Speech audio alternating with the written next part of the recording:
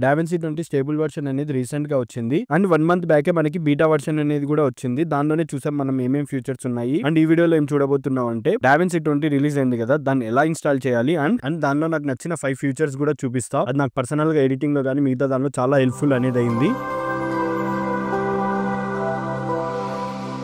And DaVinci open చేయగానే మనకి ఇట్లా పేజ్ కనబడుతుంది. DaVinci ఇన్స్టాల్ చేసే ముందు మనం బ్యాకప్ అనేది చేసుకోవాల్సి ఉంటుంది. లైక్ ఇన్స్టాల్ చేసేటప్పుడు కానీ అప్డేట్ చేసేటప్పుడు ప్రాజెక్ట్స్ అనేది కరప్ట్ అవుతాయి కొత్త అప్డేట్ కి వెళ్ళాక. అలా కాకూడదని మనం ఈ డేటా బేస్ ని బ్యాకప్ చేసుకుంటాము. అది ఎలా చేసుకోవాలంటే ఇక్కడ మనకి ప్రాజెక్ట్స్ అనేది ఆప్షన్ ఆఫ్ లో ఉంటుంది. యాక్చువల్ గా దీన్ని ఆన్ చేసుకుంటే మనకి డేటా బేస్ అనేది కనబడుతుంది. కనబడినాక ఇక్కడ ఐ మార్క్ మీదకి వచ్చి సెలెక్ట్ చేస్తే మనకి ఇక్కడ 3 ఆప్షన్స్ అనేది కనబడుతుంది. దీనిలో మనం అయితే బ్యాకప్ చేసుకుంటాం కాబట్టి బ్యాకప్ పైన సెలెక్ట్ చేయండి. బ్యాకప్ పైన సెలెక్ట్ చేసి మీరు ఏ లొకేషన్ పాత్ తీయాలనుకుంటున్నారో దాన్ని సెలెక్ట్ చేసుకోండి. నేనైతే డెస్క్టాప్ లో ఇచ్చుకుంటా. దానికోసం ఒక ఫోల్డర్ క్రియేట్ చేసుకుంటా. బ్యాకప్ అని క్రియేట్ చేసుకున్నాక జస్ట్ నేను సేవ్ క్లిక్ చేసేస్తా. క్లిక్ చేసినాక మళ్ళీ బ్యాకప్ అని కొట్టండి. కొట్టిన తర్వాత మనకి బ్యాకప్ అనేది అవుతుంది, బట్ కొంచెం టైం పడుతుంది. వన్స్ బ్యాకప్ అయినాక మనకి ఇలా పాపప్ అనేది వస్తుంది, బ్యాకప్ సక్సెస్ఫుల్ అయిందని. జస్ట్ ఓకే క్లిక్ చేస్తే మనం ఇప్పుడు బ్యాకప్ అనేది చేసుకున్నాం. ఇప్పుడు ఏం చేస్తామంటే మనము DaVinci 20 ని ఇన్స్టాల్ చేసుకుందాం. దానికోసం క్రోమ్ లోకి వచ్చి మనము DaVinci 20 అని సెర్చ్ చేయండి. సెర్చ్ చేసిన వెంటనే మనకి ఇక్కడ black magic the official page అనేది కనబడుతుంది. దీన్ని సెలెక్ట్ చేస్తే మనము DaVinci పేజ్ లోకి అనేది వెళ్తాము. అలాగే స్క్రోల్ డౌన్ చేస్తే మనకి 2 ఆప్షన్స్ కనబడతా ఉంటుంది. ఒకటి ఫ్రీ డౌన్లోడ్ నౌ అని, ఇంకోటి బై ఆన్లైన్ నౌ అని. అదేంటంటే DaVinci లో 2 వర్షన్స్ అనేది ఉంటది. ఒకటి స్టూడియో వర్షన్ అనేది, ఇంకోటి ఫ్రీ వర్షన్ అనేది. ఫ్రీ వర్షన్ ఏంటంటే ఫ్రీగా యూజ్ చేసుకోవచ్చు. స్టూడియో వర్షన్ ఏంటంటే మనము పే చేసుకోవాల్సి ఉంటుంది. అదే ఇది ఇక్కడ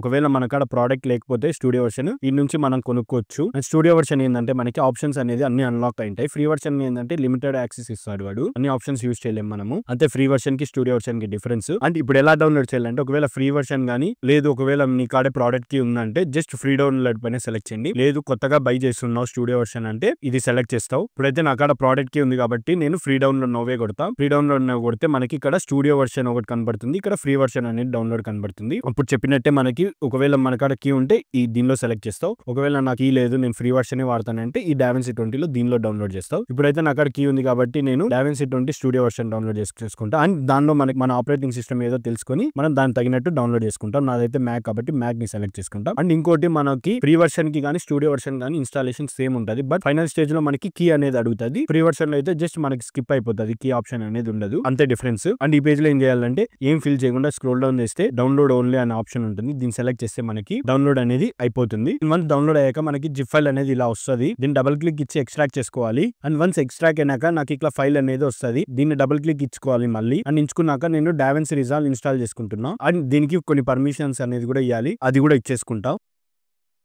అండ్ వన్స్ మనకి ఇన్స్టాల్ అయిపోయినాక జస్ట్ క్లోజ్ కొట్టండి. అండ్ క్లోజ్ కొట్టేసి ఇప్పుడు మనం DaVinci అనేది ఓపెన్ చేసుకుందాం. ఇప్పుడైతే నాకు కీ కానీ ఏమి అడిగిండదు, ఎందుకంటే ఆల్రెడీ నేను బీటా వర్షన్ ఇన్స్టాల్ చేసా, దానిలో నాకు కీ కూడా ఎంటర్ చేసా. జస్ట్ ఇప్పుడైతే నేను దానిపైన ఓవర్లాప్ చేసా అంతే. ఇప్పుడు బీటా నుంచి నాకు స్టూడియో వర్షన్ మారిపోయింది అంతే. యాక్చువల్ గా కొత్తగా కానీ లేదంటే అన్ఇన్స్టాల్ ఇన్స్టాల్ చేసే వాళ్ళకైతే మీకు ఫస్ట్ నుంచి ప్రాసెస్ అనేది అడుగుతుంది. ఇప్పుడైతే నాకేం అడిగినదు, దాంతో పాటు నాకు ప్రాజెక్ట్స్ అనేది కూడా నీట్ గా వచ్చింది, ఏం ఇష్యూ లేకుండా. అండ్ DaVinci లో ఫస్ట్ ఫీచర్ చూడబోయేది వచ్చి వర్టికల్ UI.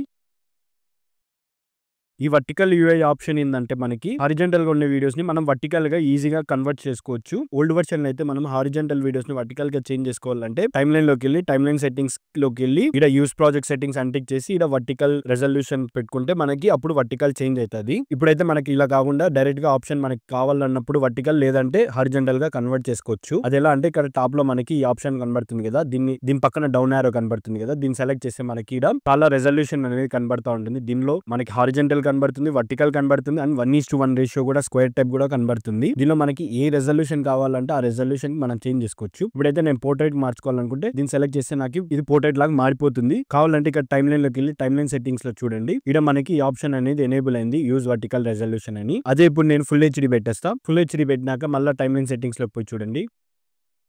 ఇప్పుడు చూడండి మనకి ఈ ఆప్షన్ అనేది ఎనేబుల్ లేదు. ఇలా మనం 1 క్లిక్ తో మనకు నచ్చిన రెజల్యూషన్ అనేది మార్చుకోవచ్చు. అండ్ వర్టికల్ అనే కాదు మన స్క్వేర్ టైప్ కూడా మార్చుకోవచ్చు. అండ్ నెక్స్ట్ ఫీచర్ వచ్చి కీ ఫ్రేమ్ ఎడిటర్.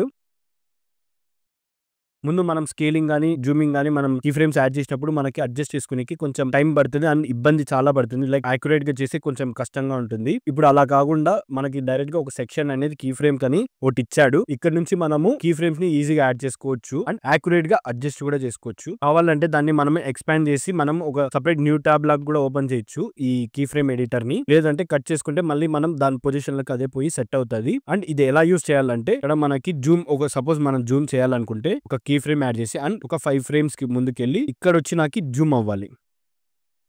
వన్స్ చేసుకున్నాక మనకి ఇక్కడ చూస్తే మనకి ఇక్కడ కీ ఫ్రేమ్స్ అనేది యాడ్ అయింది. అండ్ ఇప్పుడు ఈ జూమ్ చేసింది నాకు ఒక 5 ఫ్రేమ్స్ ఉంది. అలాగే నెక్స్ట్ ఒక 5 ఫ్రేమ్స్ కి నాకు ఎనిక్ వచ్చేయాలి. దానికోసం సేమ్ నాకు యాక్చువల్గా ఇక్కడ 5 ఫ్రేమ్స్ జూమ్ లోనే ఉండాలి కాబట్టి ఇక్కడ ఒక పాయింట్ వేసేసి మళ్ళీ నెక్స్ట్ ఒక 5 ఫ్రేమ్స్ కి వెళ్ళి ఇక్కడ నేను 1 ఇచ్చేస్తాను. అంటే నేను పాత పొజిషన్ ఇచ్చేస్తాను. దీనికి 1 ఇచ్చేసి ఎంటర్ కొట్టేస్తే ఈడ మళ్ళీ ఇక్కడ చూస్తే మనకి కీ పాయింట్స్ అనేది కూడా పడింది. ఇప్పుడు నేను ప్లే చేసి చూపిస్తా. అట్లే జూమ్ అయ్యి అట్లే ఎనిక్ వస్తుంది. అండ్ ఇంకోటి మీరు ఈ కీ ఫ్రేమ్స్ ని ఏ పర్టికులర్ పొజిషన్ లో యాడ్ చేశారని చూసుకోవాలంటే కూడా ఇక్కడ షో కీ ఫ్రేమ్స్ అనే ఆప్షన్ ఉంటుంది. దీన్ని సెలెక్ట్ చేస్తే మనకి టైమ్ లైన్ కింద మనకి కీ ఫ్రేమ్స్ ఎక్కడ యాడ్ చేసాం అండ్ యాక్యురేట్ గా ఏ పొజిషన్ లో యాడ్ చేసాం అనేది కూడా ఇక్కడ చూపిస్తుంది. కావాలంటే దీన్ని సెలెక్ట్ చేసి మనము అడ్జస్ట్ చేసుకోవచ్చు ఈ కీ ఫ్రేమ్స్ ని. లేదంటే కూడా ఇక్కడ నుంచి కూడా మనము అడ్జస్ట్ చేసుకోవచ్చు. అది మీ ఇష్టం ఎక్కడ యూజ్ చేస్తారనేది. అండ్ ఇప్పుడు మనం ప్లే కనెక్ట్ చేసి చూస్తే మనకి స్మూత్ గా పోవట్లేదు. దానికోసం ఏం చేయాలంటే ఇక్కడ మనకి ఫస్ట్ ఆప్షన్ సెలెక్ట్ చేస్తే మనకి ఈ బాక్స్ లో మనకి ఏం కనబడుతుంది అంటే కీ ఫ్రేమ్ ది గ్రాఫ్ కనబడుతుంది. దీనిలో అయితే మనకి కీ ఫ్రేమ్స్ కనబడతాయి. దీనిలో అయితే మనకి గ్రాఫ్ కనబడుతుంది. అండ్ కమాండ్ ప్లేస్ నొక్కితే మనకి జూమ్ కూడా అవుతుంది కీ ఫ్రేమ్స్ కాడ ఎగ్జాక్ట్. అండ్ ఇక్కడ మనకి 4 పాయింట్స్ కనబడుతుంది కదా. ఈ పాయింట్స్ లో మనము ఎస్ కర్వ్ అనేది యాడ్ చేసుకుందాం. ఫస్ట్ ఈ 2 పాయింట్స్ ని సెలెక్ట్ చేసి ఇక్కడ ఈ ఆప్షన్ పక్కనే డౌన్ ఆరో కనబడుతుంది. దీన్ని సెలెక్ట్ చేసి ఈజీ ఇన్ కొట్టండి. అండ్ ఈ 2 పాయింట్స్ ని సెలెక్ట్ చేసి సేమ్ అదే పాయింట్ కి వెళ్ళి ఇప్పుడు చూస్తే మనకి ఎస్ కర్వ్ అనేది జనరేట్ అయింది. ఒకవేళ ఇలా కాకుండా జస్ట్ ఆల్ట్ పట్టుకొని ఈ పాయింట్ ని సెలెక్ట్ చేస్తే ఈ ఎస్ కర్వ్ అనేది కూడా జనరేట్ అవుతుంది. ఇలా కూడా మనం పాయింట్స్ లో కర్వ్స్ అనేది క్రియేట్ చేసుకోవచ్చు. దీని వల్ల యూజ్ ఏంటంటే మనకి స్మూత్ గా జూమింగ్ గానీ జూమ్ అవుట్ గానీ స్మూత్ గా ఉంటుంది. ఇప్పుడు చూడండి నేను ప్లే చేసి చూపిస్తా. ఇలా మనము జూమ్ అనే కాదు దీనిలో ఇంకా చాలా ఆప్షన్స్ అనేది ఉంటుంది. పొజిషన్స్, రొటేషన్స్, ఇంకా పిచ్, ఇంకా ఇలాంటి ఏ దానికైనా మనం ఇక్కడ నుంచి ఇలా ఏ ఆప్షన్స్ కైనా మనము ఇట్లా కీ ఫ్రేమ్స్ అనేది యాడ్ చేసుకోవచ్చు. సేమ్ నేను చేసిన ప్రాసెస్ లోనే ఈ కీ ఫ్రేమ్స్ ని కూడా అడ్జస్ట్ చేసుకోవచ్చు. ఈ ఫీచర్ అయితే నాకు చాలా బాగా నచ్చింది. అండ్ నెక్స్ట్ ఫీచర్ వచ్చి ఏఏ మ్యూజిక్ రిమిక్సర్.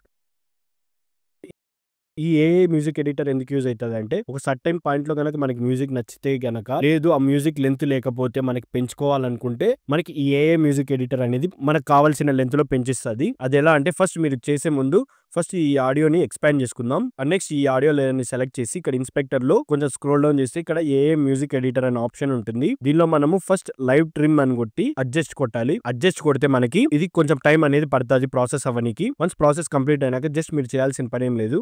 ఈ ఎడ్జ్ పాయింట్లు పట్టుకొని మీరు ఎక్స్పాండ్ చేస్తే ఈ ఆడియో లెంత్ అనేది పెరుగుతుంది. ఇక్కడ చూసే మనకి కొన్ని అక్కడక్కడ మధ్యలో కట్స్ లాగా కనబడుతుంది. ప్రాపర్ గా వచ్చిందా లేదా అని తెలుసుకోవడానికి మెయిన్ ఇండికేషన్ వచ్చి ఇక్కడ మనకి లైన్స్ కనబడుతున్నాయి కదా. అక్కడక్కడ ఈ లైన్స్ కనబడితే మనకి ఈ ఏఏ మ్యూజిక్ ఎడిటర్ అనేది వర్క్ అయిందని. అండ్ ఇంకా కావాలంటే ఎంత లెంత్ కావాలంటే అంత లెంత్ కూడా పెంచుకోవచ్చు. అండ్ ఇంకోటి అంతేకాకుండా దీనిలో మనకి వర్షన్స్ కూడా ఉంటది. ఇది వర్షన్ 1 యాక్చువల్ గా. దీనిలో వర్షన్ 2 సెలెక్ట్ చేసుకుంటే మీకు ఇంకోలాగా వినపడుతుంది. వర్షన్ 3 సెలెక్ట్ చేస్తే ఇంకోలాగా వస్తుంది. అండ్ వర్షన్ 4 ని సెలెక్ట్ చేస్తే మనకి ఇంకోలాగా వినపడుతుంది. అండ్ ఈ ఏఏ మ్యూజిక్ ఎడిటర్ వల్ల చాలా హెల్ప్ఫుల్ అయితే ఉంటది. మ్యూజిక్ లెంత్ పెంచుకోవడానికి గానీ ఏవైనా చేసుకోవాలంటే ఇది మెయిన్ గా అయితే మ్యూజిక్ అయితే వర్క్ అవుతుంది. మిగతా ఆడియో పెంచుకోవడానికి కానీ దేనికైతే వర్క్ అవ్వదు. ఇలా మనము మ్యూజిక్ లెంత్ ని పెంచుకోవచ్చు. ఈ ఫ్యూచర్ అయితే నాకు చాలా బాగా నచ్చింది. ఒకప్పుడు నేను మ్యూజిక్ అడ్జస్ట్ చేసుకున్నాక నాకు చాలా టైం పడుతుంది. ఈ ఆప్షన్ వల్ల నాకు టైం సేవ్ అనేది చాలా అయింది. అండ్ నెక్స్ట్ ఫ్యూచర్ వచ్చి copy and paste attributes.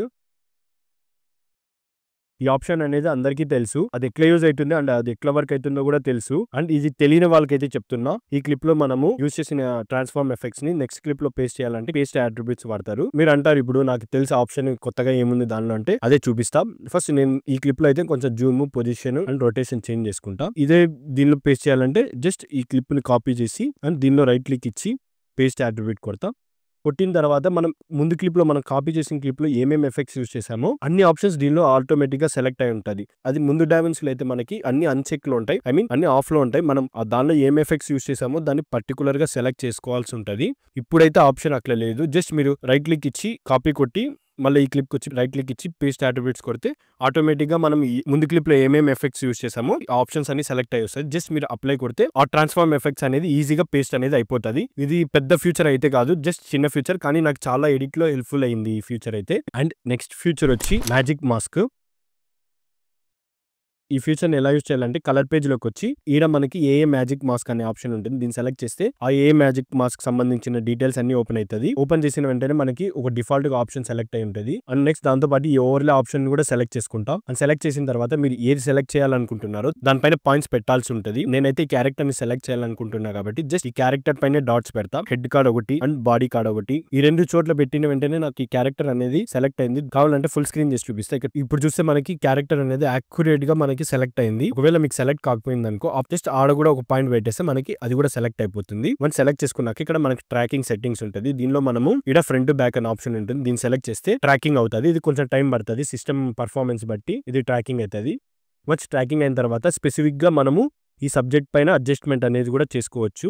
Like highlights కానీ షాడోస్ కానీ ఏవైనా కావాలంటే మనం స్పెసిఫిక్ గా ఆ క్యారెక్టర్ పైన అడ్జస్ట్ అనేది ఇలా మనము మ్యాజిక్ మాస్క్ అనే ఆప్షన్ ని యూజ్ చేస్తాం. ఇది యాక్చువల్ గా నాకు DaVinci 20లో నచ్చిన ఫ్యూచర్స్ ఇవి. ఒకవేళ మీకు కూడా DaVinci 20లో ఏమేమి ఫ్యూచర్స్ నచ్చినాయో అది కామెంట్ చేయండి, నేను తెలుసుకుంటా. And by.